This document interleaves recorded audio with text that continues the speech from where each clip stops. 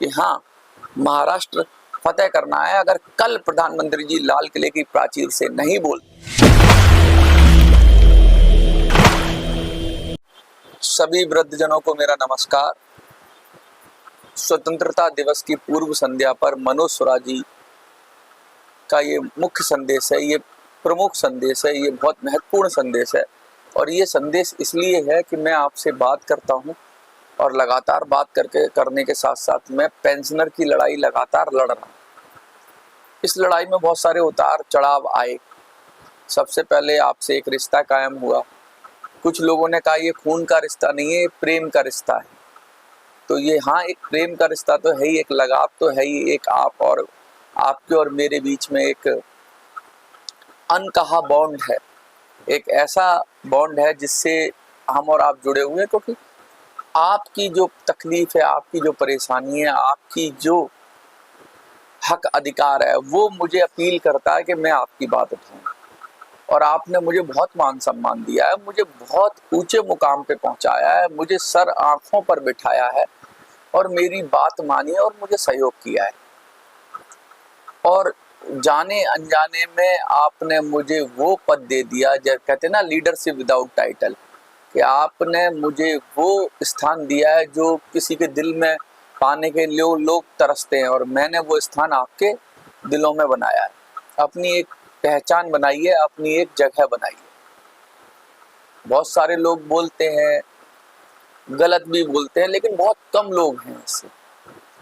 तो वही लोग हैं जो पॉलिटिकली या तो चिढ़ते हैं या उनको ऐसा लगता है कि अगर मैं ज़्यादा पॉपुलर हुआ या मैंने जो बात कही लोगों को ज़्यादा समझ में आई तो उनको मुश्किल होगी। उनकी जो व्यवस्था है, उनका जो सिस्टम बना हुआ है, उनकी जो लीडरशिप है, उस पर कहीं प्रहार ना हो जाए या उनका जो नेता है वो कहीं पीछे ना छूट जाए। तो मेरा तो यही संदेश है कि नेता कोई भी हो, ये मुद्दा पीछे नहीं छूटना चाहिए। तरीका कोई भी हो, रास्ता कोई भी हो, लेकिन अंतिम मंजिल वही है कि EPS 95 के पेंशनर को उनका हक और अधिकार सम्मान मिलना चाहिए। इसमें बहुत सारे लोग हैं, अब तो मैं काफ़ी ग्रुपों से मेरी जान पहचान हुई। पहले तो मैं जानता था कि एक दो ही ग्रुप हैं, 2 ग्रुपों को पहले मैं जानता था, बड़े बड़े जो ग्रुप थे। लेकिन अब मुझे लगता है कि बहुत सारे लोग लड़ रहे हैं इंडिविजुअल लेवल। अच्छा, वो भी मुझे देख रहे हैं और उन्होंने भी मेरे काम को सराहा है, मुझे बल मिला है, उनका नैतिक बल दिया है उन्होंने, और मुझे फ़ोन कर कहते हैं कि हाँ, आप कुछ कर सकते हो। अब स्वतंत्रता दिवस की पूर्व संध्या है आज, कल स्वतंत्रता दिवस है, 15 अगस्त है। कल का दिन बहुत क्रूशियल भी है और कल के दिन के लिए हमने बोला था कि कल तक अगर प्रधानमंत्री जी लाल किले से अनाउंसमेंट कर देते हैं, हमें तो उम्मीद रहेगी कि लाल किले से कुछ ना कुछ बोलेंगे, पेंशनर्स के लिए कुछ ना कुछ अच्छी बात बोलेंगे। देखते हैं कि कल क्या प्रधानमंत्री बोलते हैं। लेकिन उससे पहले हमने काम शुरू भी कर दिया था अपना। हमने 11 लाख की चेतावनी जो दी थी, इतनी सक्सेसफुल हुई कि लोगों ने धड़ाधड़ PMO को चिट्ठियां भेजी। अब तक लोग मुझसे फॉर्म मांग रहे हैं। यहाँ तक कि हमने 15 दिन पहले लगभग कह दिया था कि 31 जुलाई को शायद बोला था कि अब नहीं भेजनी है चिट्ठी, लेकिन लोग मांग रहे हैं, कह रहे हैं हम भी भेजेंगे। तो फिर मैं उनको भेज देता हूँ व्हाट्सएप पे जो फॉर्म है। फॉर्म के साथ साथ लोगों की, पहले तो कुछ लोगों को रिप्लाई मिला था, लेकिन अब रिप्लाई मिलना, जब कुछ लोगों को नहीं मिला तो लोगों को मैंने एक नंबर दिया था PMO का। लोगों ने उस नंबर पे फ़ोन करके पूछा तो PMO के अफसरों के हाथ पैर फूल गए। अब उनसे जवाब देते नहीं बन रहा है। वो यही कह रहे हैं, नहीं जी आपके काम हो रहा है, आपको जल्दी ही जवाब दिया जाएगा, आपकी कंप्लेंट को संज्ञान में लिया जाएगा, आपकी शिकायत दर्ज कर दी जाएगी, आप अपना नाम बताइए, आप अपनी चिट्ठी की संख्या बताइए। इसीलिए मैंने कहा था कि डाक के जरिए आप चिट्ठी भेजिए। डाक के जरिए जो भी चिट्ठी होती है वो रजिस्टर्ड होती है, उस पर आपने टैक्स भी सरकार को पे किया होता है और सरकार को एक पोस्ट ऑफिस के जरिए कुछ ना कुछ आप अमाउंट देते हैं। तो वो जो पत्र जाता है उसकी अलग वैल्यू होती है। 11 लाख की चेतावनी बहुत ही लोगों में पॉपुलर हुई और इसने कुछ काम भी किया है। मुझे ऐसी उम्मीद है, मुझे ऐसा लगता है, आपको क्या लगता है वो अलग विषय है, कि मुझे ऐसा लगता है कि सरकार को प्रधानमंत्री जी ने खुद कुछ चिट्ठियों को पढ़ा है और पढ़ने के बाद उनको भी समझ में आया है ये हो क्या रहा है। क्योंकि देखो, जो लीडर होता है, जो टॉप लीडर होता है, उसको नौकरशाह चलाते हैं।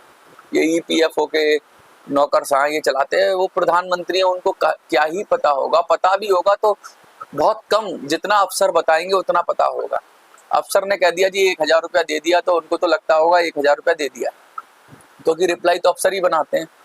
अफसर अब फंस गए हैं, उनको सांप और छछूदर जैसी स्थिति हो गई है कि ना तो उगलते बनता है ना निगलते बनता है।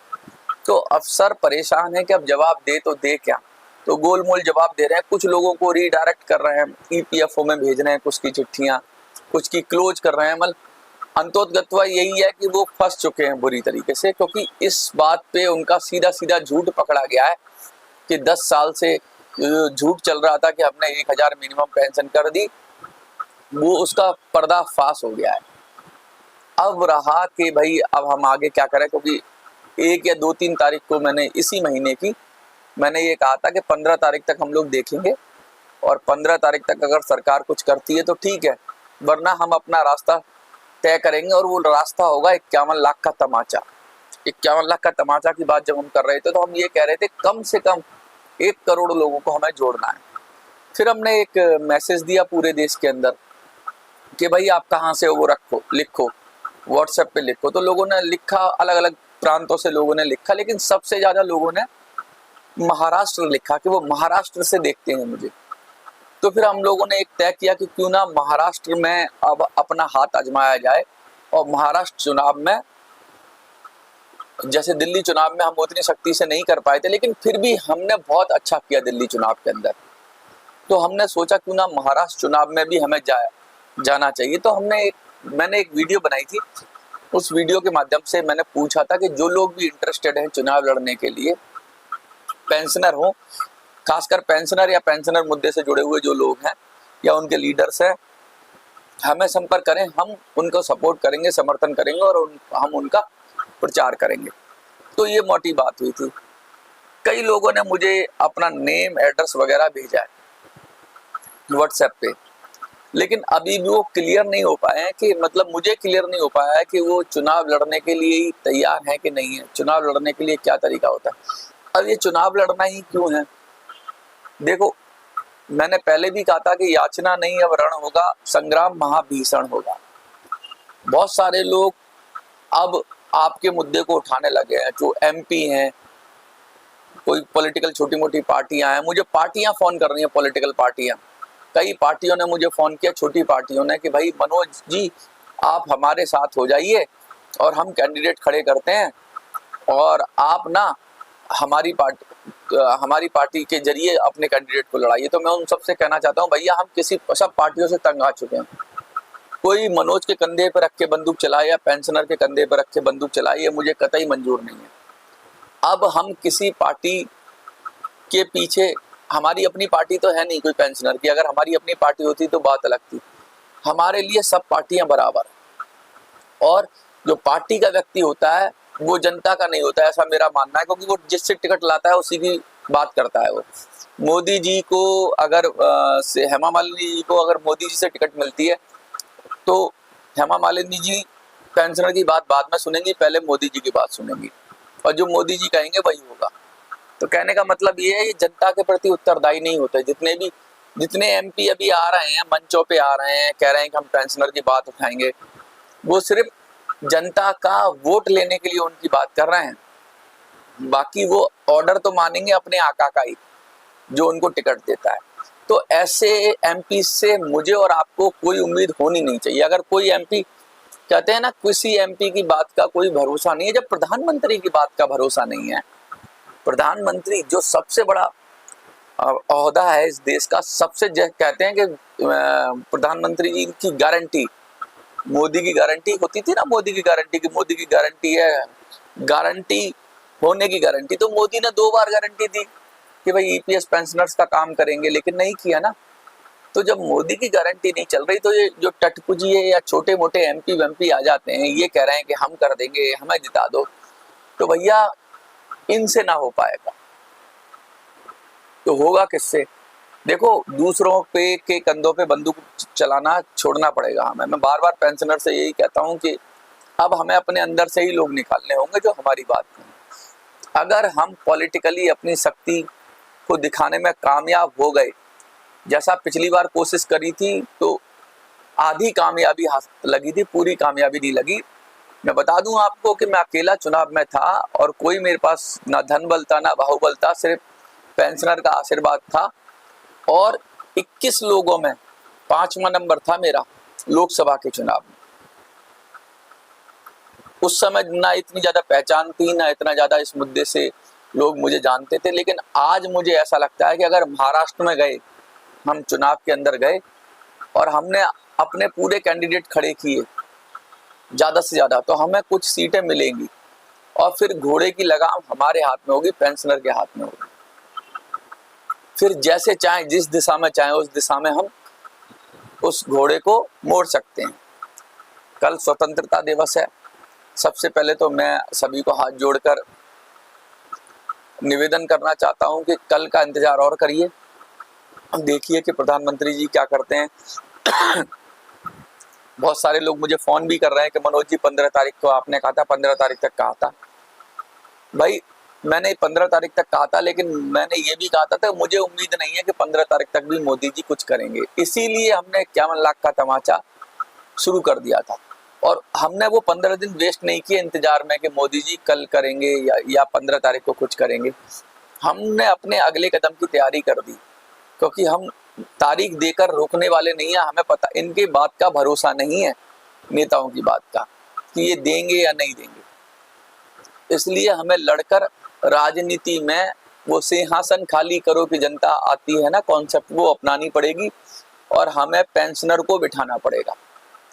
अब आपसे मैंने क्या कहा था, सबसे पहले मुझे ऐसा लगता है कि कहीं ना कहीं कुछ आप समझ नहीं पाए कि मैं क्या करना चाहता हूँ, या मैं नहीं समझ पाया कि आप क्या चाहते हो। तो इसलिए मैं फिर से आज पूछना चाहता हूँ, सीधा सीधा सवाल है, आपको उत्तर देना है कमेंट में, ठीक है?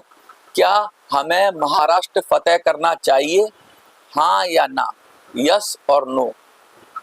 अगर हमें महाराष्ट्र चुनाव में महाराष्ट्र को फतेह करना है तो आप सबको यस लिखना है कमेंट में। यस लिख देंगे तो मुझे थोड़ा सा डाउट हुआ बीच में, मुझे ऐसा असमंजस की स्थिति आ गई, मुझे लगा कि शायद लोग समझ नहीं पाए कि मैं क्या कह रहा हूँ। तो मैं फिर पूछना चाहता हूँ आपसे, क्या आप मेरे, और मैंने ये भी कहा था कि मैं आऊंगा महाराष्ट्र में प्रचार करने के लिए, चुनाव प्रचार करने के लिए। 2-2.5 महीने का समय मुझे लगता है लगभग रहेगा चुनाव में अब से। तो जैसे ही भी प्लानिंग हो जाएगी, अगर हम अभी से प्लानिंग करेंगे और प्रॉपर तरीके से एक एक सीट की प्लानिंग करेंगे, मीडिया मैनेजमेंट करेंगे, प्रॉपर तरीके से करेंगे, तो हम अपने कुछ साथियों को जिता के लाएंगे। और वो साथी अगर हमारे जीत गए तो उनके हाथ में लगाम होगी, क्योंकि ये आपकी महाराष्ट्र में जो भी सरकार बननी है, टूटी फूटी सरकार बननी है। यहाँ 30 पार्टियां 40 पार्टियां जोर अजमा रही हैं, अलग अलग पार्टियां छोटी बड़ी मिलाकर। और इस समय बड़ा ही अच्छा मौका है कि हम पेंशन के मुद्दे पे अपने कुछ एमएलए जिता सकते हैं। और वो एमएलए अगर हमने जिता लिए तो ये लाडली भैया लाडली बहना पता नहीं क्या क्या योजना चला रहे हैं ना, वो एमएलए हमारे इनको सीधा सीधा कह देंगे कि भैया पहले ये वाली योजना मोदी जी पे दबाव डाल के करवा दो, EPS 95 की योजना, और बुजुर्गों की पेंशन के लिए कुछ काम करो, क्योंकि ये सब जुड़े हुए हैं। देखो मैं आपको एक एग्जांपल देता हूँ। नीतीश कुमार और चंद्रबाबू नायडू ने मोदी सरकार से हजारों करोड़ रुपया ले लिया अपने राज्य के लिए। किस लिए? क्योंकि उनकी राज्य में सरकार थी और उनको उसका सहारा चाहिए था। और अगर कहीं ऐसा हो गया कि पेंशनर ने यहाँ पर अपनी दखलंदाजी कर दी महाराष्ट्र की सरकार में और अपना कुछ लोगों को जोड़कर मजबूती से पेंशनर ने कुछ अपना खूंटा गाड़ दिया, तो मोदी जी कहेंगे भैया हमारे से बोलो क्या चाहते हो। तब हम कहेंगे भैया हमें क्या चाहिए, हमें तो सिर्फ पेंशनर की बात को पूरा कर दो, जो भी सरकार में हो। पता नहीं कल को ये सरकार गिर जाए, ये भी नहीं पता, विपक्ष की सरकार बन जाए, कोई भी सरकार हो, लेकिन हम इतने ताकतवर होने चाहिए, पेंशनर इतने ताकतवर होने चाहिए कि वो बार्गेनिंग कर सकें, वो पेंशनर को उनका हक दिलवा सकें, सत्ता में भागीदारी कर सत्ता में दबाव में डालकर, सत्ता के अंदर सरकार के ऊपर दबाव बनाकर। और ये सिर्फ एक ही तरह से हो सकता है जब हम एकजुट होकर महाराष्ट्र फतेह करें। तो अगर आपको ये योजना ठीक लगती है कि महाराष्ट्र में हमें फिर से हाथ आजमाना चाहिए, देखिए गिरता है शहसवारी मैदान जंग में, वो क्या गिरे, वो कुफ्र क्या गिरे जो घुटनों के बल चले। तो कहने का मतलब है अगर घुटनों के बल चलोगे, डरते डरते रहोगे, मांगते रहोगे, तो ना तो गिरोगे, ना चोट लगेगी और ना ही कुछ मिलेगा।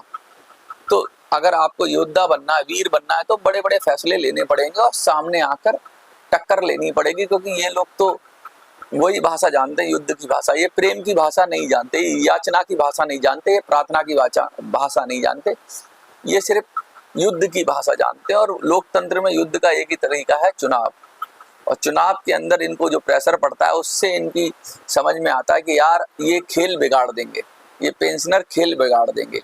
तो महाराष्ट्र में खेला करना है। महाराष्ट्र में अगर आप चाहते हैं कि खेला हो जाए, खेल हो जाए और पेंशनर आ जाएं ताकत में, कुछ ना कुछ आ जाएं, तो कम से कम आपको ये लिखना पड़ेगा कि महाराष्ट्र फतेह करना है, तो यस लिखना पड़ेगा। तो फिर मैं आपसे उम्मीद करूंगा कि कमेंट में आप मुझे यस लिखेंगे अगर महाराष्ट्र फतेह करना है, आप इससे सहमत हैं। ठीक है, अगर आपने कमेंट में यस लिख दिया तो यस लिखना ही काफी नहीं, उसके बाद आपको काम भी करना होगा। आपके पास मेरा व्हाट्सएप नंबर है, उस पर आपको बताना होगा कि भैया अमुक विधानसभा में ये आदमी मजबूत है, उसको आपको समर्थन देना है, उसको आपको आगे बढ़ाना है। तो ऐसे इंसान ढूंढने, अब आप सबको ढूंढने में लग जाओ कि अब पेंशनर में भी कोई लीडर तो होंगे ही छोटे मोटे, ऐसा तो नहीं है पेंशनर में कोई ग्रुप चला रहा होगा, कोई कुछ चला रहा होगा। जो पेंशनर की बात उठा रहे हैं, आपकी नज़र में लोकल लीडरशिप ढूंढनी है हर विधानसभा में, और उस आदमी को मजबूत करना है। जो लोकल लीडर है वो शायद अपने मुंह से ना कहे कि मैं चुनाव लड़ूंगा, क्योंकि उसे पता है कि सब, वो अपने मुंह से कहेगा तो सब छोड़ के भाग जाएंगे। हम सबको इकट्ठा होके उसे खड़े कर देना है। थोड़ा वो ताकत लगाएगा, थोड़ी हम ताकत लगाएंगे, थोड़ी आप ताकत लगाएंगे, थोड़ी मैं ताकत लगाऊंगा, और ऐसे लोगों को खड़ा करके उनको जिता के लाना है। यही योजना है और यही तरीका है। सबसे शरीफ आदमी जो होता है वो कभी नहीं कहता कि मैं चुनाव लड़ूंगा, और सबसे जो गलत आदमी होता है वो सब टिकटें मांगने जाता है, ये मांगने जाता है, वहां मांगने जाता है। तो हमें ऐसे लोगों को ढूंढना है और हमें उनको कहना है तुम चुनाव लड़ो। वो कभी जो मक्कार आदमी होता है, जो चालू आदमी होता है, वो कभी जनता से नहीं पूछता कि मैं चुनाव लड़ूं। वो सीधा सीधा जाके कूद जाता है मैदान के अंदर और फिर जनता से कहता है मेरा समर्थन करो। लेकिन जो सचमुच लायक आदमी होता है वो एक बार जनता से पूछता है कि आप मेरा साथ दोगे तो मैं जाऊं। तो वो व्यक्ति पूछ भी नहीं रहा है, तो हमें उसे ढूंढना है और ढूंढ के हमें उससे कहना है कि भाई आप हमारा नेतृत्व करो। जब आप हमारा सामाजिक क्षेत्र में नेतृत्व कर सकते हो तो क्यों नहीं राजनीतिक क्षेत्र में नेतृत्व करो। और ऐसे लोगों को ढूंढ के निकाला, जितने भी निकल जाएं, 280-82 निकल जाएं तो और अच्छी बात है, 200 निकल जाएं, 100 निकल जाएं, अगर 50 भी निकल जाएं तो उन 50 के लिए हम जान लगा देंगे। लेकिन मैं तो चाहता हूँ सब सीटों पे हम लड़ें, क्योंकि पेंशनर तो हर जगह है। और अलग अलग प्रांतों से जो लोग हैं, जैसे यूपी से हैं, मध्य प्रदेश से हैं, कर्नाटक से हैं, जो भी प्रांत हैं देश के अंदर, उन प्रांतों से लोग हैं, उन सबको महाराष्ट्र विजय में अपना योगदान देना है। मैं बताऊंगा क्या क्या करना है उनको। वही सोशल मीडिया का हमारा प्लेटफॉर्म है, उसके जरिए बात फैलानी है, लोगों तक बात पहुंचानी है, लोगों तक ये बात पहुंचानी है कि महाराष्ट्र फतेह करने के लिए प्लानिंग चल रही है, लोग बात कर रहे हैं और मैंने कॉल दी है आपको। और मुझे ऐसे पूरे देश के, आप पूरे देश में कहीं भी हो, मुझे ऐसे लोग ढूंढ के दे दो महाराष्ट्र के अंदर, जो कहते हैं ना, गुरु गोविंद सिंह ने कहा था कि 1.25 लाख पे एक लड़ावा।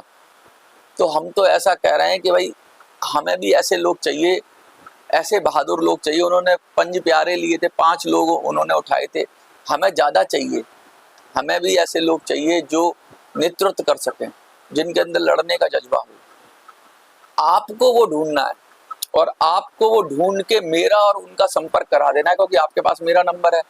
क्या पता ऐसे लोगों के पास, वो लोग सोशल मीडिया भी ना देखते हो, क्या पता मेरा वीडियो ना देखते हो, उन तक आप मेरा संदेश पहुंचा दो। यही संदेश है मेरा 15 अगस्त की पूर्व संध्या पर, स्वतंत्रता दिवस की पूर्व संध्या पर, हमारे इतने बड़े पावन पर्व आज़ादी के उत्सव की पूर्व संध्या पर मेरा ये रिक्वेस्ट है, मेरा ये संदेश है, मेरा ये प्रार्थना है कि आप सब मिलकर सबसे पहले तो ये बताओ कि सचमुच हमें महाराष्ट्र के चुनाव में उतरना चाहिए। अगर हाँ तो यस लिखो। इसके साथ साथ उन लोगों को ढूंढो, ऐसे लोगों को ढूंढो जो हमारे इस चीज़ में साथ दें। और लगातार हमें ये पता लगना चाहिए कि क्या सचमुच हम सही ट्रैक पे जा रहे हैं, जिस हम ट्रैक पे जा रहे हैं उस पर हम क्या, कहीं ऐसा तो नहीं कि स्पीड ब्रेकर हो जाए, क्योंकि सब लोगों का मन होगा, सब लोगों का साथ होगा, तभी हम आगे बढ़ सकते हैं। लगातार हम ये बात करते रहे हैं और कहते रहे हैं।